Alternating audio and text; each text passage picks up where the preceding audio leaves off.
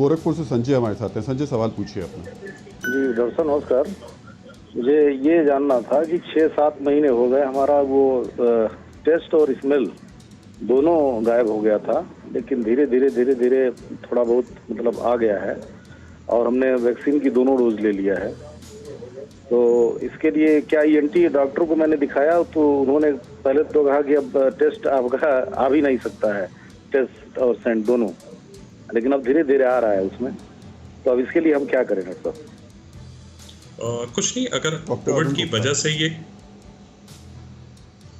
की वजह से डेफिनेटली अगर आपका ये टेस्ट गया होगा तो धीरे धीरे आ जाएगा। इसके लिए कुछ भी आपको अलग से दवाई या कोई अलग से हमें यत्र करने की ज़रूरत नहीं है, अपने आप एक नॉर्मल प्रोसेस में वापस आ जाएगा।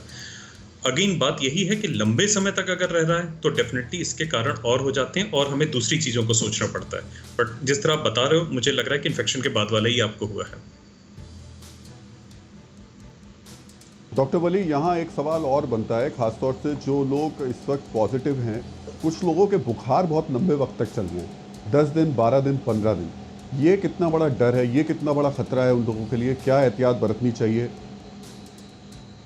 बहुत डिसेप्टिव हो रहा है, बुखार लंबा खींच रहा है, 14 दिन 15 दिन। आपके पास ये डाटा आता है, मैं बहुत I am proud of anchor like you. ये बहुत इम्पोर्टेंट हो गया है। अभी रात ही मैंने एक अपने दोस्त की वाइफ, उन्होंने अपनी वाइफ को खोया है। शी बिकेम ऑलराइट, ठीक हो गई, सब कुछ हुआ। सडनली उनकी हार्ट बीट बढ़ी और हम उनसे फ़ोन पर पूछते रहे कि सैचुरेशन कितना है, तो 97 आता रहा। Then suddenly she deteriorate. तो ऐसा इसमें सडन भी हो सकता है, ग्रेजुअल भी हो सकता है। तो हमको इसकी चौकीदारी लंबी करनी पड़ेगी। जैसे कि अभी आपने एक शब्द बोला था, वो बहुत इंपॉर्टेंट है, पोस्ट कोविड सिंड्रोम्स। ये हमको 6 महीने, साल भर, और मैं तो बराबर पिछले एपिसोड में बोल रहा था कि पोस्ट कोविड सिंड्रोम की क्लिनिक खुलेंगी हमारे यहाँ। लोग आएंगे हेडेक जैसे सिम्टम लेके और कमजोरी लेके और कुछ वैस्कुलर कॉम्प्लिकेशन लेके। वो हो ही नहीं पाए, सेकेंड वेव ने ऐसा घेरा है हमको। तो लोग की डेथ का जो वो अनुमान था, उससे बहुत ज़्यादा डेथ्स होने लगी हैं।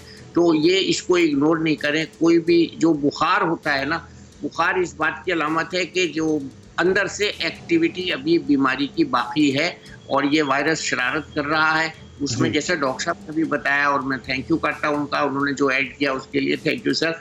तो उसमें हमें ये इन्फ्लेमेटरी मार्कर्स सारे जो हैं कराने चाहिए, और डी डाइमर वगैरह खास तौर से। और इसके लिए हमें सबसे ज़्यादा फेरेटिन कराना चाहिए, सीआरपी कराना चाहिए। सीआरपी एक सस्ता टेस्ट है और आसानी से हमको उसका डिक्लाइन होने लगेगा अगर फीवर कम होगा और एक्टिविटी बीमारी की कम होगी। डी डाइमर उन लोगों के लिए जो आपने सवाल पूछा था, वैस्कुलर होता है। और डी डाइमर में एक और चीज़ मैं देख रहा हूँ हो रही है, लैब ने 8 बजे सैंपल लिया और शाम को 8 बजे टेस्ट किया, सुबह 8 बजे सैंपल लेके 12 घंटे बाद, तो डी डाइमर की वैल्यू बहुत ज़्यादा आ रही है। तो जो लोग डी डाइमर करा रहे हैं, अच्छी लैब्स में कराएं जिनमें ज़्यादा देर तक उनका सैंपल नहीं रखा जाए। नहीं तो ये भी बड़ा कन्फ्यूजन हो रहा है हम लोगों के लिए कि कभी वैल्यू घट जाती है, बढ़ जाती है। तो ये डॉक्टर की सलाह से करें सारे टेस्ट, खुद से ना कराएं कि हमने आपको बताया और अपने डेस्क में नोट कर दिया और शाम को कर।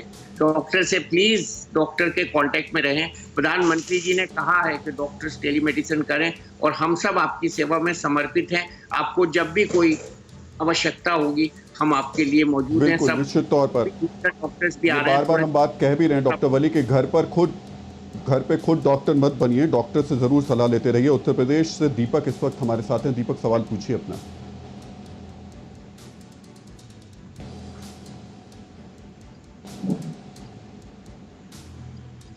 जी दीपक, अगर आपको आवाज मिल रही है तो अपना सवाल पूछिए।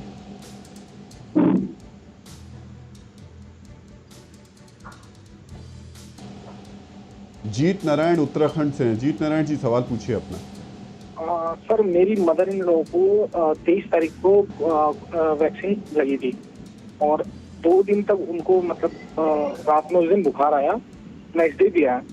उसके अगले दिन से मतलब उनको वीकनेस बहुत महसूस हो रही है। अब तक मतलब उनको जैसे खड़े होने में भी प्रॉब्लम आती है और खाना भी नहीं खाया जाता। वीकनेस अब आज की डेट तक उन्हें वीकनेस काफी है।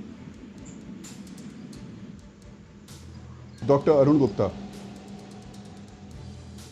देखिए, जैसे पहले भी इस प्रोग्राम में बताया गया कि कई बार वैक्सीन के कुछ साइड इफेक्ट हो सकते हैं, तो फीवर होना या थोड़ी सी वीकनेस होना कोई अनयूजुअल नहीं है। पर एक बात और मान के चलिए, अगर आपने आज वैक्सीन लगाया, इसका मतलब नहीं कि आप आज से ही सेफ हो गए। तो एक बात की संभावना ही हो सकती है कि जिस दिन आपने वैक्सीन लगवाया उसके कुछ दिन पहले या उसके तुरंत बाद आपको कोरोना को भी इन्फेक्शन भी हो सकता है। तो हो सकता है कि अभी उनका प्रोटेक्शन हुआ नहीं तो कहीं कोरोना ना हो उनको, तो आप क्योंकि बुखार आया और वो चला गया पर वीकनेस अभी भी बनी हुई है कहीं ना कहीं, तो मुझे लगता है आप उनको केवल कोरोना की जांच जरूर करवा लीजिए। मुझे लगता नहीं कितना लंबा ये वैक्सीन का असर होगा, पर कहीं ना कहीं इस बात की संभावना है पूरी कि उनको कोरोना हो गया होगा। तो आप टेस्ट करा लीजिए और अकॉर्डिंगली आप अपने डॉक्टर से संपर्क करिए, उसका इलाज किया जाएगा। डॉक्टर सिंह, मेरे पास वक्त बहुत कम बचा है, बस 30 सेकंड में अगर आप थोड़ी सी लोगों को सलाह दे पाएं पोस्ट कोविड हार्ट को लेकर के, क्या उन्हें मंथली रूटीन चेकअप कराना होगा, क्या कराना होगा, कैसे ध्यान रखें अपने हार्ट का?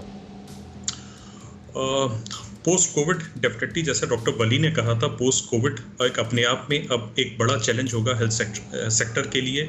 एज एन कार्डियोलॉजिस्ट मुझे जो लगता है कहीं ना कहीं पेशेंट जो बहुत ज़्यादा सिक हुए, जो आईसीयू सेटिंग में रहे, जो पेशेंट काफ़ी लंबे समय तक बीमार रहे, उनको अपना ईसीजी और एको ज़रूर करा लेना चाहिए। कई बार हार्ट की पंपिंग पे असर आता है, कुछ दवाएं होती हैं जो हमें शुरू करनी होती हैं। इन जनरल जो patient mild to moderate disease वाले रहे थे उनके लिए ये आवश्यक नहीं है, बट अगर कहीं भी कोई चेस्ट पेन रहता है या उनको किसी तरह सांस फूलना, छाती में भारीपन आता है, डेफिनेटली अपने निकटवर्ती डॉक्टर से जाके वो सलाह बिल्कुल ले लें। फिक्र आपकी, सोमवार से शुक्रवार रात 9 बजे सिर्फ TV9 भारतवर्ष पर।